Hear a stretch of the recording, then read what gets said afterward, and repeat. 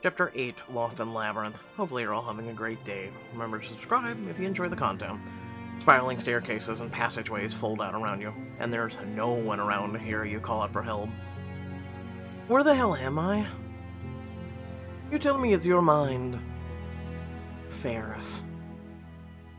Moving on instinct, you generate a swell of power and shoot it towards her, but the fading, flickering figure just laughs and disappears, leaving only her voice to linger maliciously in the air.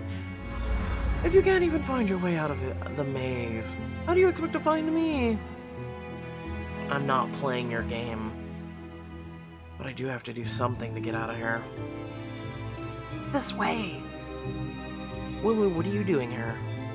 As quickly as you catch a glimpse of your younger self, she disappears again, but warmth and determination wells up in your chest, and you run in the direction of young Willow went. Hello? Anybody here? Looks like you ended up alone. I can't say I'm surprised. Rainier. But even as you go to run to him, throwing your arms out around him, you can tell something's wrong. You're not my Rainier.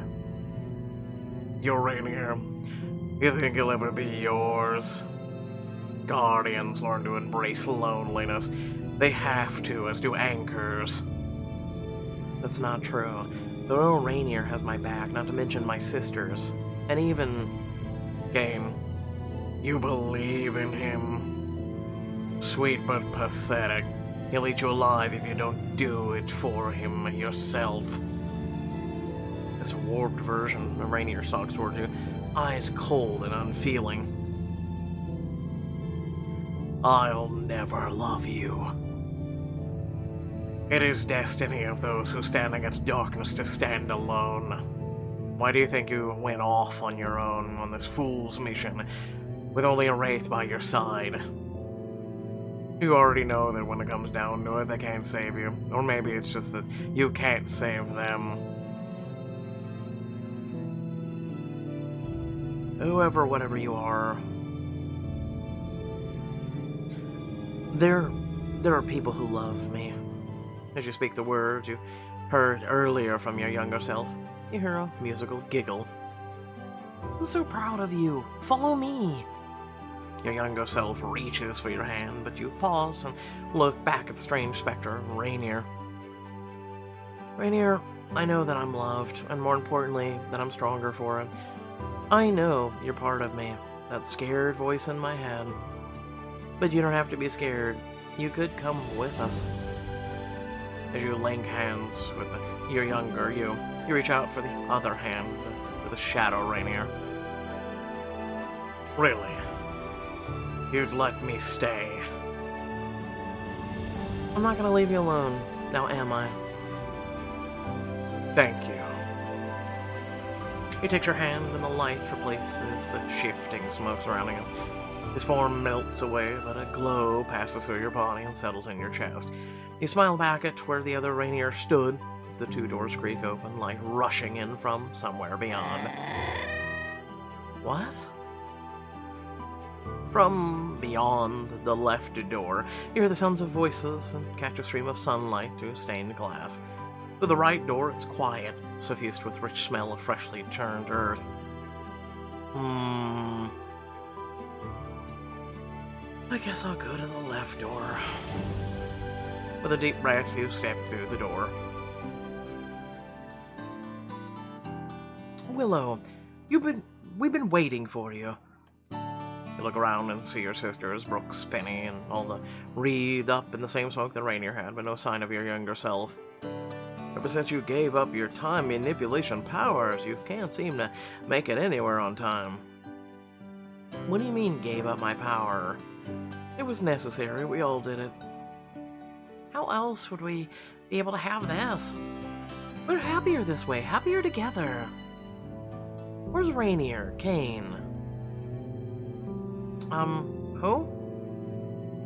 Let's just enjoy my baby shower. Can you believe you're going to be an auntie? Imagine if you were busy trying to save the world, Max. I'd keep pushing you away. Maybe I wouldn't be here at all. Let's face it, do we really think Willow was strong enough to anchor this coven and fight the Wraith King? That job's much better in someone else's hands. There just is no way we could have lived a normal life as witches. No way we could get to be happy, not like this. You guys, we need to fight. There's no one else. We can't just hand this mission off to some other coven of witches. Our ancestors bound the Wraith Gang. It's up to us to put him in the ground for good. Inspirational speech, power, responsibility, we get it. But do we get to be happy? I don't know. But I do know I'm sure as hell gonna try. The wane light distorting the sun room dissipates, and you see the sunlight streaming in that's real, bright, and warm.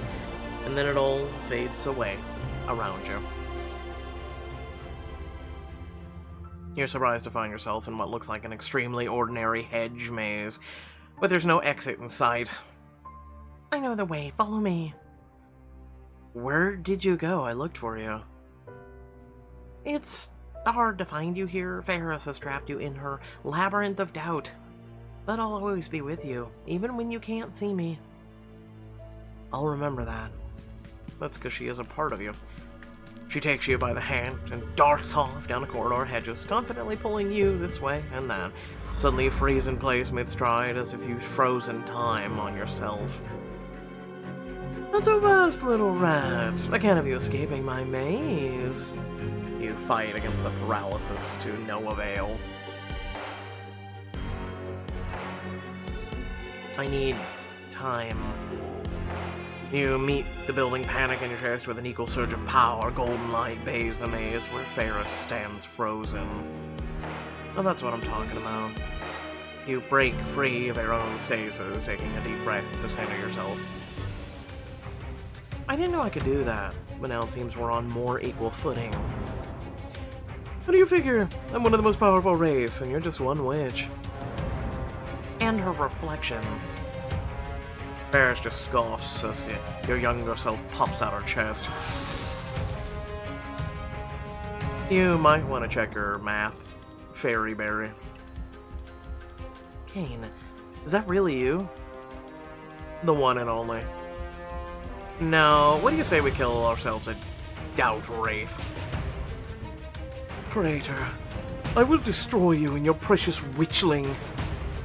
Somehow, I doubt that. With a nod to you, he attracts Ferris's attention with a blistering hot ball of shadow flame. The crystal dagger flies in your hand, called out of its hiding spot by your intent. You jab it between the wraith's ribs. Ferris screams in pain, her eyes widening as she writhes away from the blade. Where did you get that cursed blade? She chops the air towards you, sickly, sludgely, shadow slicing in the wake of her hand. But your training takes hold. Almost without thinking, you dodge out of the way, slice the blade along the shoulder. Get that thing away from me! Thanks, Rainier. You sidestep, thrust with your dagger, and are rewarded by another groan. Shadow essence seeps from her body like a noxious gas. She seems to shift into nothingness for a moment, then reappears leaping through the air behind you, just as Rainier warned you. Yep, no. Ready with an open palm behind your back, you fire off a spell that hits her in the chest, dropping her like a stone from midair. Damn, Willow, you've got some serious moves. Maybe I didn't even need to be here. Yeah, no, help is appreciated. The proud, fierce grin, Kane launches himself into a battle beside you. Ferris looks more haggard with each burst of shadow light and swipe of the dagger. But Ferris isn't a lot of tricks. With an inhuman twist of her wrist's branches creep out of the hedges, dripping with ichor, grasp at you and Kane, holding you back as Ferris gives herself some space. Insolent fool. You have seen the toxin in your own mind. You cannot defeat me. No, but you could reverse time, meaning you reverse the growth of the hedges, meaning you could get to her, but you know. Is that what you did with Maggie's reflection? Stole it away, stash it in some maze? What in the hell are you rambling about? Don't test my patience, Wraith. I know you were involved with this house somehow. She just laughs, her mouth splitting too wide a grin for comfort. Oh, sweet innocent. I didn't steal anyone's reflection. She must have lost it on her own. And when a rogue reflection catches up to you, oh, your baby sister will be in grave danger. You frantically rip at the vines restraining it, freezing more in place as they come for you relentlessly. Fierce sneers. Why do you even bother to fight, knowing how wordless and alone you are? Knowing that to fight is to embrace failure? I have my doubts, and I face them head on. It made me realize that I'm stronger than I knew. I still have hope, and I'm definitely not alone. And when I feel like I might be crushed by my own self-doubt, they'll be there to remind me how awesome I am. Your younger self beams at you, tucked behind a hedge as she is to avoid Ferris's grasping vines. Touching, guess I'll have to kill you the old-fashioned way, then. Applause. No. Kane twists free of the vines as Ferris's eyes go black and she raises her hands to send a tidal wave of shadow at you. For a moment, everything goes dark, but you feel a warmth in your palm. But then the world returns to focus, but darker shadows blotting out the color. I got you. Her small hand is clasping yours, and a shield of light ripples out from her, holding back the shadow. You saved me? We both did. She nods to Kane, embroiled in a clash of shadow magic with Ferris, fury warping his beautiful features. I have to go now, but you're in good hands. She fades away in a spark of light, and you return your eyes to the battle before you. Ferris falls to her knees, defeat written on her face. Willow, finish it. You focus on Ferris, the world comes into sharper focus, and you decide how to bring her down. Kill Ferris. Trap her in a maze of my own.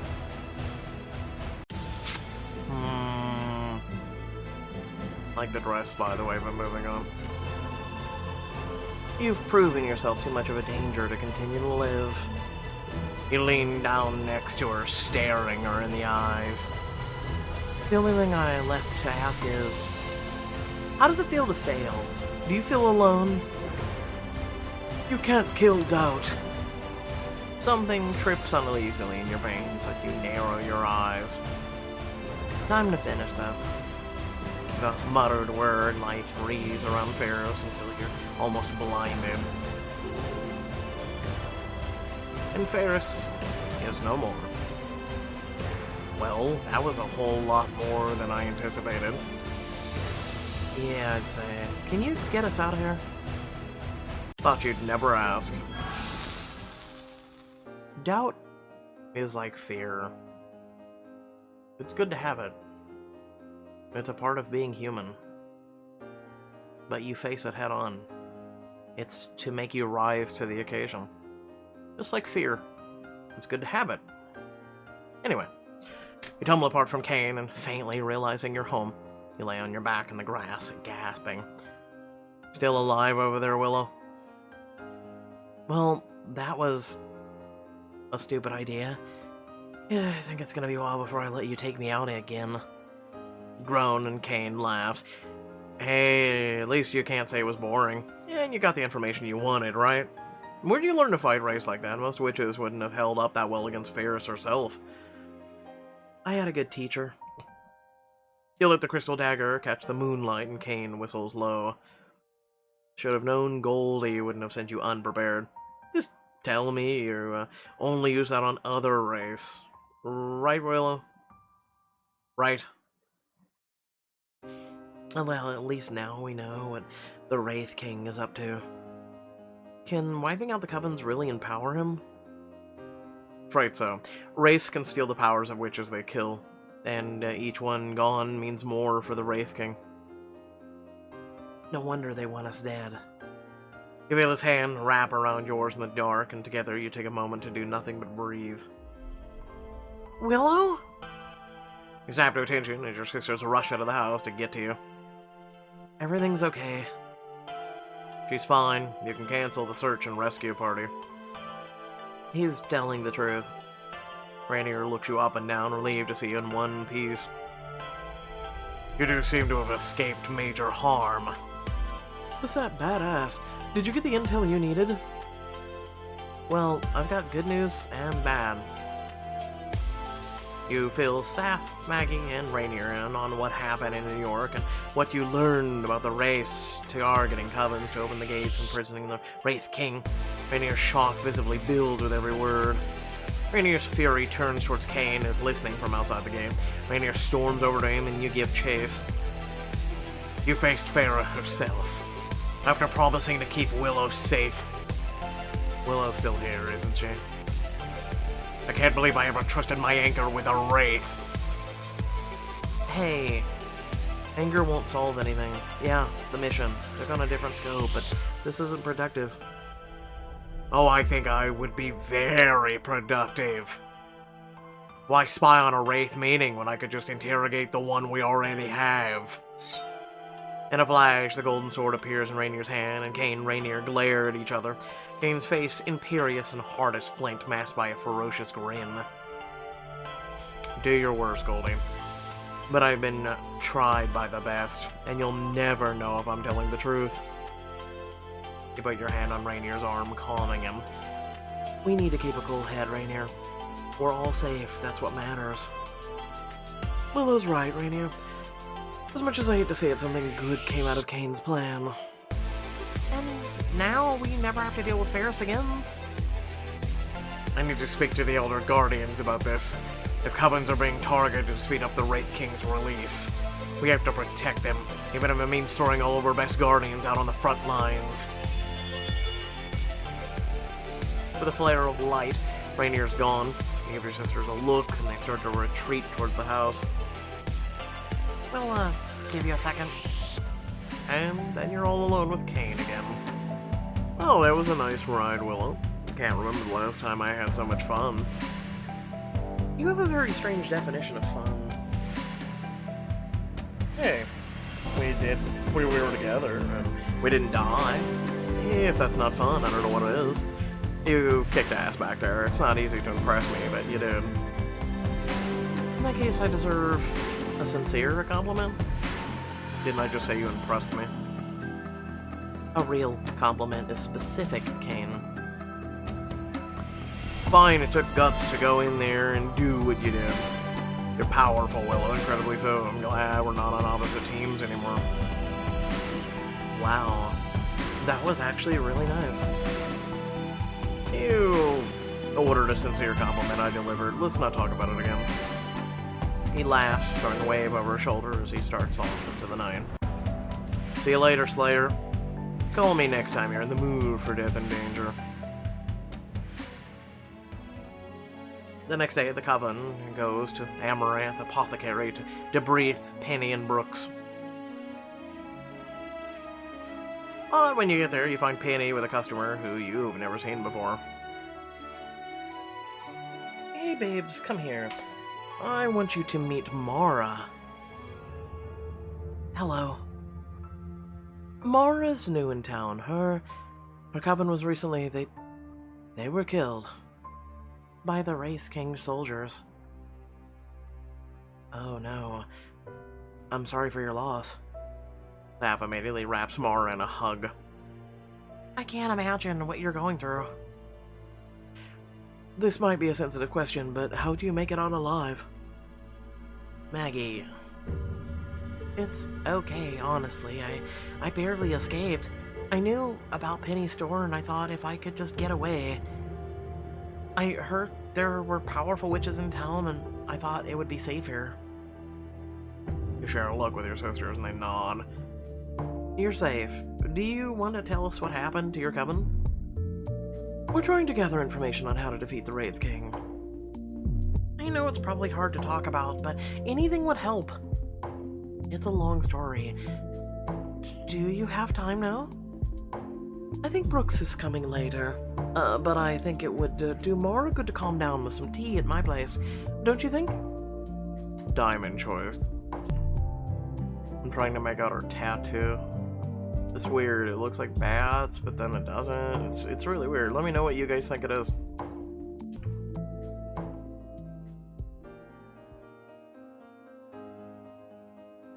When Brooks arrives, you make introductions and head up to Penny's apartment together. Penny puts a kettle on the stove. Wow, you really do things old-fashioned way. How do you make tea? I swear to God, if you say tea bags in the microwave is the only way. By making coffee? Okay, I accept that. I do. She'd probably microwave water in a mug like a lawless heathen.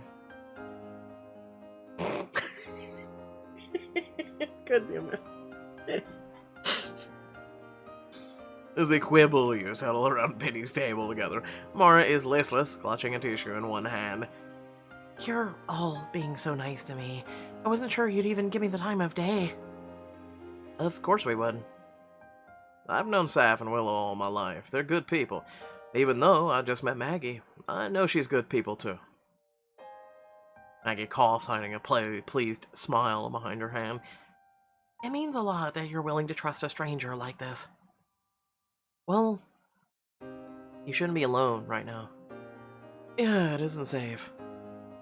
And also for emotional support, Max. That too. Mara blows her nose and Saf frowns and hugs her.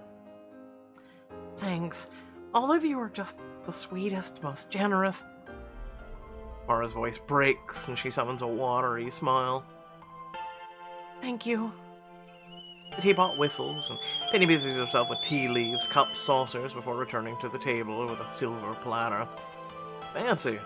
Maybe Neutral Grounds needs to branch out in a tea service. Not now, Brooks. When cups of steaming aromatic tea are poured, Mara takes a few sips and settles in to tell her story. I was living in Washington with my coven. We'd bonded in college, sorority sisters. Isn't that a cliché? She laughs, her eyes wet. I thought our bond was so strong that our magic would be, too. So when a whole group of wraiths attacked us out of the blue one night, I thought it'd be easy to pick them off. But I was wrong. The wraiths overwhelmed my coven, killed them all. It was awful. I could still hear the screams in my head. The wraiths shouting, laughing about how the Wraith King would grow more powerful with their death. I ran away. At the last second, I'm so ashamed. Mara, you can avenge them now. Avenge? I barely hurt them the first time. We'll teach you. We'll need every witch we can to learn how to fight them, won't we? I guess we can ask Rainier. Do you think he'll mind if we adapt you? Or adopt her. Do you think that's a good idea? The only other option is leaving Mara to fend for herself alone, which is a scary place for a witch to be right now. Now that you mention it, I would like to exact a little payback. I don't ever want to feel so helpless again. Mara's tears finally break free, and after a moment of crying, she manages a small smile. I knew I made the right choice coming here. You're also warm and inviting. Yeah, we got that the first couple times. It's becoming, where I'm side-eyeing you and wondering if you haven't some ulterior motive. So what are your long-term goals here? Yeah, are you, looking to join our coven, or...? I promise that that's not what this is about. I just wanted to be close to other witches and help you defeat the Wraith King however I could. She leans down to grab her purse, dipping her hand inside. To that end, I wanted to give you something. A chalice. It even feels magical. Wow, thank you. It's beautiful. I'm not sure if it's valuable or anything, but it's old at least. My coven used it for potions and rituals. And his eyes go wide with interest. Something like this, given as a gift, will carry the power of its coven. Very generous, Mara. I hope it helps your talents grow stronger, so you can use them against the Wraith King. I promise we'll use this gift well. We'll think of your coven every time we use them. Whenever we fight a wraith. Or brew potions to use against them. Thank you. This way their spirits will be fighting with you. I'm still side-eyeing her. I think maybe we're missing like one more item, maybe, besides maybe something in the book, maybe? I don't know, there's only one more foggy thing. After Mara leaves, you settle in the apothecary's library with Brooks, who comes prepared with his laptop. So, I've done some research, but first, I gotta hear about New York. You catch him up quickly while Saf and Penny scoot their chairs a little closer together. Penny's eyes grow wide. Honey, that was dangerous. I can't believe you faced the Mistress of Doubt alone. Well, not alone. The problem is she didn't seem to know anything about Maggie's missing reflection. Weirdly enough, I believe her. I'll do some research of my own. There's gotta be something in all these books. As Penny pulls down a few heavy, handwritten herbal tomes and more modern, older catalogs, Brooks opens his laptop and swings it to show you. I did it. Okay, Pixelberry, thank you for scrolling fast. As he scrolls, you and Maggie look over his shoulder, frowning, a tense of doom welling up inside of you. Dozens of reports from all over. Whole covens being wiped out, going missing, even losing their powers. They lost their magic? I think I'd rather die. Wello! Half snaps at you, eyebrows raised, meaningful. Yeah, but the alternative was, that's not so bad. Don't even joke about that. Her eyes slide guiltily to Penny, remembering too late that her family were once witches. She's looking pointedly away.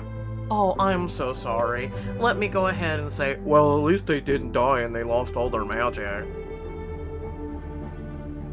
I'm sorry, Penny. That was thoughtless. I didn't mean... She blasters a smile on her face. It's okay, really. I know it must be hard to imagine a life without magic. No matter how important our talents have become, nothing is more important to me than your lives. As much as I hate the thought of losing what we have, not be able to fight back, I don't know. Maybe it'd be better to die than live in a world where the Wraith King takes over. Exactly. And especially the power, or the thought of being depowered. You have no power. Imagine every single waking moment of every day knowing that you could have done something when you can't. There's literally a phrase for it. It's called survivor's guilt. A morose silence descends over you, broken only by Brooks' quiet tapping as he scrolls down the bleak headlines of witches dead and missing. What are we going to do? A few weeks ago this was all brand new, and now the fate of everyone depends on us. I know you said your family's one that has to stop the Wraith King guy. Just promise me you'll be careful, alright? I don't want to lose you. You look from Brooks to Sav to Penny to Maggie and feel a swell of pride for the family you've had since childhood and the family you found as an adult. I promise, Brooks. You know, you can't get rid of us that easily.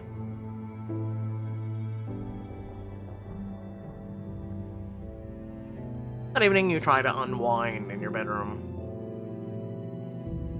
You can't relax. Memories and worries you thought conquered in the maze keep pushing through. Mom, did you know this was going to happen to us? You must have. Why else did you try to keep Maggie away? But if you did, why didn't you try to prepare us instead of keeping us from our magic until it was too late for you to teach us? The silence of your four walls has no answers. Gus lifts her head and meows mournfully. Hello, Gus. Because we have Rainier to train us. Now Kane, I guess, and Penny and Brooks, we aren't alone anymore, Mom. I wonder if that would have made you happy. Your train of thought is interrupted by a sudden sunburst of light that forms itself into a familiar shape. A flashbang. Gus catapults off the bed and skids down the hallway. You cover your head with a pillow to protect your poor, abused retinas. Oh no. I'm sorry for scaring you. I teleported in without thinking. If you want exclusive access to my bedroom, buy a girl dinner first. What do you mean first? Why would I... Oh. It takes him a moment to catch up to what you're insinuating. He hails slowly, jaw working. As much as I'd like to, you know Yeah, I know I'm teasing you, Rainier. You were mostly joking, but Rainier seems unable to look away from you, eyes narrowed in heated curiosity. Anyway, you're here now. What do you need? I spoke with my superiors at the Sanctum, told them what you found. They're grateful and concerned. So they believe us about the Wraith King? How can they deny it now? Guardians are working overtime to find ways to protect our covens. It seems we've been lax for far too long. His hands tense at his sides, as if wishing for his sword. I know it's unfair for us to put this on your shoulders, Willow. I'm sorry for it. It wasn't your choice. This was all set in stone for a long time ago, when our ancestors put the Wraith King away the first time. You didn't do it. You're just trying to prepare your best to prepare us. I could do more. I should have. You deserve... He trails off, mouth tightening in a frown. Turns towards the window. There's something else. My superiors want you to keep working with Cain for the time being. Though he tries valiantly to keep his tone neutral, you can tell how much it rankles him to say. Rankles? That's a word? Really, you're okay with us working with a wraith? They feel the benefits far outweigh the risks. War is coming. We need every advantage. He speaks the words bitterly. Why do I feel like you don't like their advice? It wasn't advice, it was an order. It's irrelevant how I feel about Cain. You raise your eyebrows incredulously. Really, after how you reacted last night? I let my emotions take over when I realized the danger he put you in, but he's held up his end of the bargain so far. Just don't forget, Willow, he's still a wraith. We'd be reckless to let our guards down around him. Come on, sit down. You're making me nervous. You pat the bed next to you. He looks around, hesitates, and then finally takes a seat beside you, carefully leaving space. I'm sorry for how I've been acting lately. It's my job to protect you, and I've been more worried about you than usual. My fear for your safety has made me act erratically. I've done and said things I never thought I would. You care about us. Why is that such a bad thing? I'm not talking about the Coven, I'm talking about you, Willow. It's hard for me to justify the risks you take, even when they benefit everyone in the long run. Rainier, I hate to ask, but is this about your friend Brownwyn? What? About what happened to her? Rainier flinches, but doesn't seem surprised. He smiles ruefully. So, Enoch did tell you. Yes. This is kind of about Bronwyn. These days, it feels like everything is. There's so much I wish I could tell you, not just about her, about everything, how things used to be. And when they all fall apart. I just don't think we have time to focus on what that kind of thing is. Oh, diamond choice. Rainier, I've been practically begging for you to open up since day one. If you're ready to talk, I'm more than happy to listen. I think I finally am, but not here. I want to go somewhere that reminds me of my friend. With a hesitant smile, Rainier offers his hand. As soon as you touch it, you're whisked away from your bedroom. To a lush, humid spring filled with colorful flowers. They could have added a little bit more color. I don't think I've ever... You get used to your teleportation skills. Tell me, what did Rowan like about this place? Besides its obvious natural beauty, I mean. I think she liked this rainforest because it was like her. Wild, beautiful, dangerous, but protective of beings in its care. He nods over towards a pair of birds huddled protectively around the nest they built in the bough of a huge tree. This is where Rowan told me she was finally assigned her first coven. Follows lead, sitting at the edge of the spring, dipping your bare toes in the cool water. He's quiet a long time.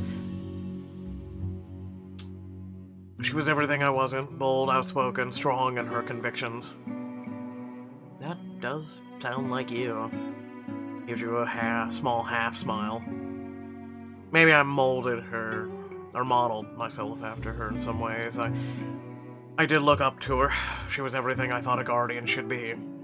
Plus our duels were brutal. Our superiors made examples of our swordsmanship to the others. You like that about her, huh? She made me better. She sounds great. I wish I could have met her. I feel like I really would have liked her. You would have, believe me. She would have liked you too. I can practically hear her voice in my head praising you for taking me down a peg when I'm being strict. She liked to keep you in line, huh? She was the only one who could... before you. He takes a deep breath, jaw tensing. You put a hand on his shoulder to comfort him. How did she die? She was so proud of her first coven. They were progressing nicely. She was happy, really happy with them. I was proud of her too. She formed a close bond with the coven. And she talked about them a lot. They were 3 sisters, like you, Maggie, and Saf. It occurred to me after a bit that Bronwyn had developed a favorite. She talked about Marlene, the anchor of her coven, more than the others. Maybe a little, even a little too much. Don't tell me she fell in love with Marlene. Worse, they fell in love with each other. They broke the cardinal rule of guardianship. Rainier, you can't help who you love.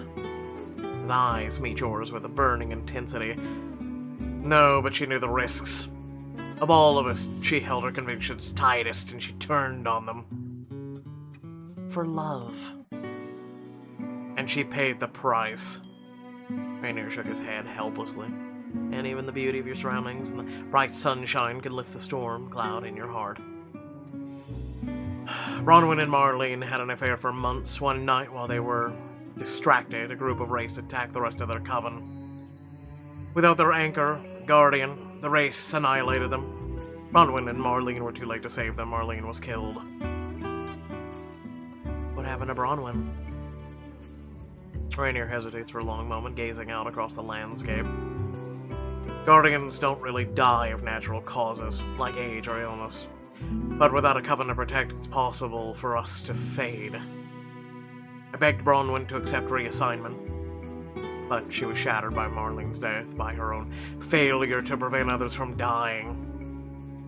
So, she never took another coven under her charge, and she faded away? I watched it happen over the course of a few months. She withered. Eventually, I came back, and she turned into a pool of formless light. That must have been heartbreaking for you. At least if she had been killed in battle, it would have been quick. I'm not proud of this, but I got so desperate for her to snap out of it, I challenged her to a fatal duel. I was completely bluffing, obviously. I just wanted to hear her say something, to see her do anything. You meet your eye, pained, a sad smile twisting his mouth. What happened between Marlene and Bronwyn was beautiful for a while, but it was reckless. When you fall in love with a human, you become attached to someone who can very easily break. And that doesn't just go for romantic love. The loss of a close friend can be just as devastating as the loss of a lover. So that's why you tried to keep your distance.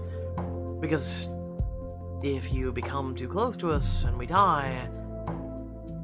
You're not going to die. He has that fear that a lot of you have. The fear of death. We'll talk about that here in the end of the video. Rainier's chest swells with a deep breath. Then you can see a flash of panic in his eyes at the mere suggestion of your death. It's my sworn duty to protect you. I may not be able to help you, help how attached I've already grown to you and your sisters, but I can try to keep myself from getting further attached to you. Do you understand? I do understand, Rainier. But I wish we could be together. Willow, you He exhales your name, a mournful longing in his voice. I know, but can I just, for now? You scoot closer until your legs touch, and when he doesn't move away, you gingerly lay your head on his shoulder. For now. You sit like that for a while, listening to the water and the wind, birds, until you feel some tension relax in his shoulders. You sit together like that for a long while in companionable silence before he speaks again. I feel better knowing that you know. Thanks for trusting me with her memory, Rainier. I feel her spirit still, her here still sometimes lately. I've gotten the feeling that she's at peace. You tilt your face towards the sun and close your eyes, enjoying the warmth and music of the birds. After a moment, you feel a hand on your shoulder. Thank you for listening, Willa, but it's time to go home. You're startled by the warmth and weight of his hand, and the familiarity of the simple gesture. You return a smile. We'll have this place anytime you might need it. Flashbang. Rainier lingers a moment, hesitating at your door as if he can't make himself take his eyes off of you yet. Good night, Willow. There's so much pain and longing in his expression, you feel yourself aching at the distance between you and him. Rainier, wait. You forgot something. On impulse, you leap up and meet him at the door, not willing to say goodbye just yet. What did I just... His eyes go wide as you lean in, hesitantly, heart thudding wildly in your chest at the risk you're taking. You hover a hair's breadth over his lips, giving him space to pull away if that's truly what he wishes. Still doubting, even until the last second. When Rainier takes your face in his hands and crushes your lips to his in a fit of sudden, unrestrained passion. You gasp into his mouth, and he takes the opportunity to deepen the kiss, turning your back against the wall. Your hands roam up his body, feeling the tension in his coiled muscles, lost to the joy of finally getting to touch him freely. Then he suddenly breaks away from you with a soft curse, drawing his hand over his face, breathing hard. Rainier? It's several long seconds where he can compose himself to face you. I'm sorry, Willow. That was incredible, but we shouldn't do it again. Gives a little shake of his head, almost in wonderment, looks at you with helpless or hopeless affection. What am I gonna do with you, Willow? You reach for him, but he smiles sadly and disappears in a flash of light. Flashbang again! Before you can get your bearings, the door to your room flies open and Saf bursts inside, her eyes wild. Willow, attic now, something's happening to Maggie. What now? You scramble up the stairs to find Maggie standing in front of a full-length mirror, staring blankly. But her reflection's eyes turn to you with a look of malice. Her reflection caught up to her. No, she caught up to me. She tried some half-baked ritual to summon me into the mirror. She wanted to take me, but I think I'll take her instead. With a rasping laugh, the reflection reaches out through the mirror and pulls Maggie in with her. Oh, for the love of Christ. Couldn't have done it together? Alright, so for those of you watching, thank you all for watching. Much appreciated.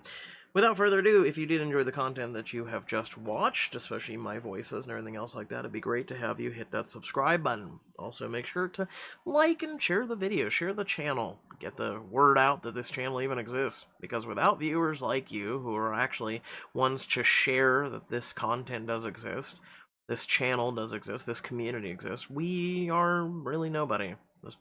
I'm just a voice talking on the internet. So again, it means a lot. So, without further ado, let's get to what I have to say. Shall we? Alright, the fear of death. Ah, yes, a wonderful thing, huh?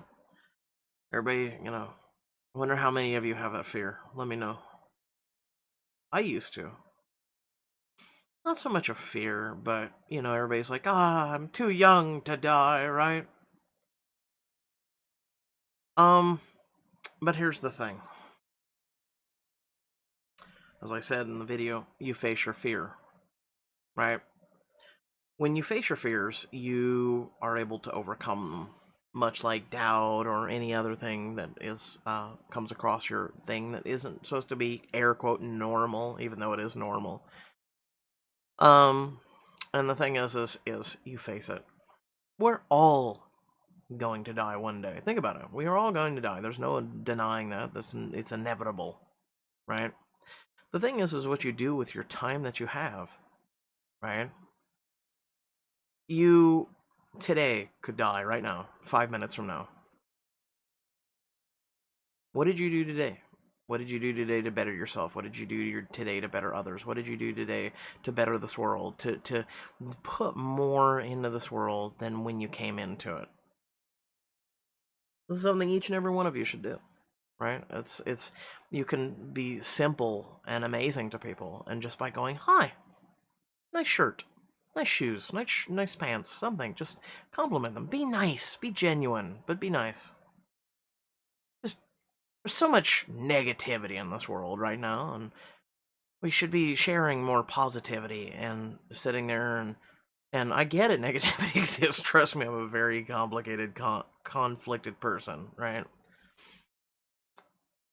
As for Rainier and his love, been there, done that, got a t-shirt, right? And I understand Bronwyn's place too, right?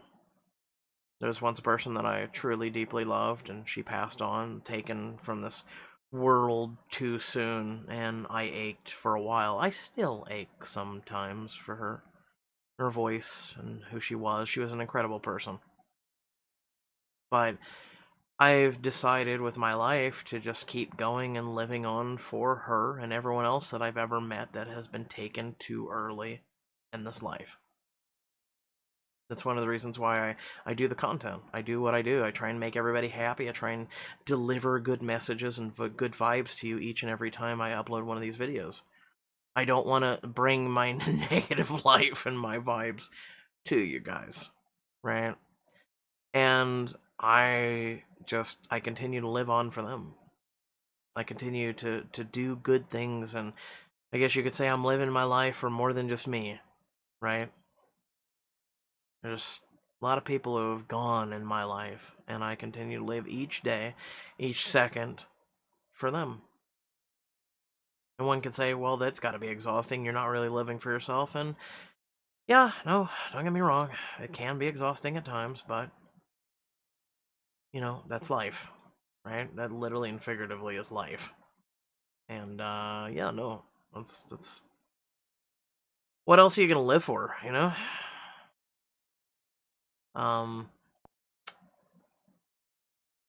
Yeah, no, it's about the best way to put it. Without further ado, love your beautiful faces. Thank you all for watching. It means a lot, and I'll catch you all in the next video. I'm sure I could talk for more and more hours and give you guys more wisdom or more vibes or make you feel happy, but can't do that all day, can I? Peace.